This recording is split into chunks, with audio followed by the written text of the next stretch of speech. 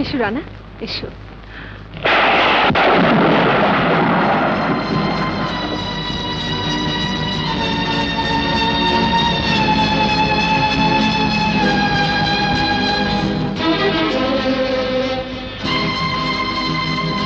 রানা, এই যে ইনি আমাকে ছোটবেলা থেকে মায়ের আদর স্নেহ দিয়ে মানুষ করেছেন। বুড়িমা, ও রানা, আমরা একসাথে লেখাপড়া করেছি। ওর জন্য এবার আমি ফার্স্ট হতে পারিনি। এই যে মামুনি, কি রে মা, এসে গেছিস? হ্যাঁ বাবা, আমি যার কথা বলেছিলাম এই সে রানা। ওয়ালাইকুম আসসালাম। এসো এসো এসো, বসো বসো। তা এখন কি করবে ঠিক করেছো? জি, এখনো ঠিক করিনি। ও আচ্ছা, বাড়িতে তোমার কে কে আছেন? বাবা, মা? মা ছাড়া এই পৃথিবীতে আমার আর কেউ নেই। তাহলে তোমার মাকে একদিন আমাদের বাড়িতে নিয়ে এসো। মাকে এখানে আনার কোনো প্রয়োজন নেই।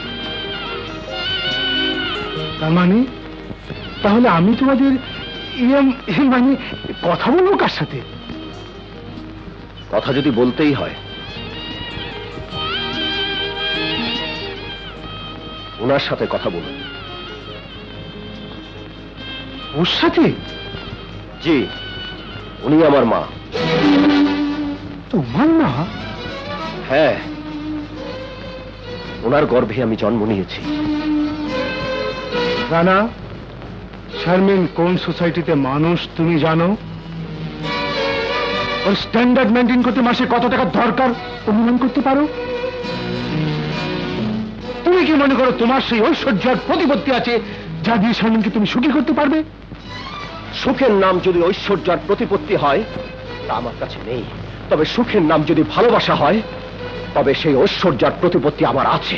তোমার এই অবাস্তব কথাগুলো বাস্তবে ডাস্টবিনের আবর্জনার মতো মূল্যহীন। কারণ কারণ আকাশ আর মাটি যেমন এক হয় না, তেমনি আমার মেয়ের সাথে চাকরানির ছেলের বিয়ে হতে পারে না। বাবা, কাকে তুমি চাকরানি বলছো? যিনি আমাকে মায়ের অভাব কোনোদিন বুঝতে দেননি, যিনি আমাকে শিশুকাল থেকে মায়ের আদর স্নেহ দিয়ে বড় করে তুলেছেন, তাকে তুমি চাকরানি বলছো? শারমিন, তুই অন্ধ হয়ে গেছিস, তুই আগুন নিয়ে খেলছিস। বাবা,